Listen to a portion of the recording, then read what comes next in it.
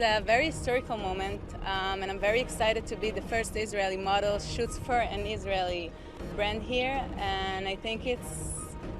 gonna be like a big part of the historical moment of fashion and politics.